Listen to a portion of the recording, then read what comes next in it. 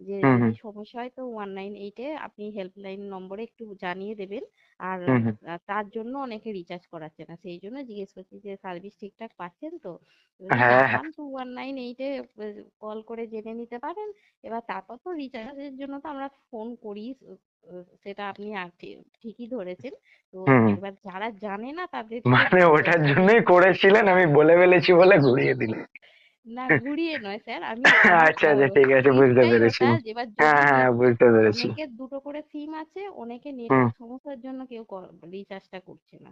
হুম এবার হুম। যাদের দেখুন, দুটো হয়তো ওখানে সিম, আপনার শো করবে আমার আর একটা সিমের নাম্বার। হ্যাঁ শো করছেই তো, হুম একজন হুম দুজন। হুম হুম হুম। তো ওইটা 3 মাসের এবার জন্য করি, আর যেটা কল করেছেন ওটা 1 মাসের জন্য করি। এবার না, কিছু কিছু আছে তারা নেটওয়ার্ক সমস্যার জন্য মানে রিচার্জটা করছে না, যে হুম নেটওয়ার্ক হুম। সমস্যা ঠিকঠাক পাচ্ছি না।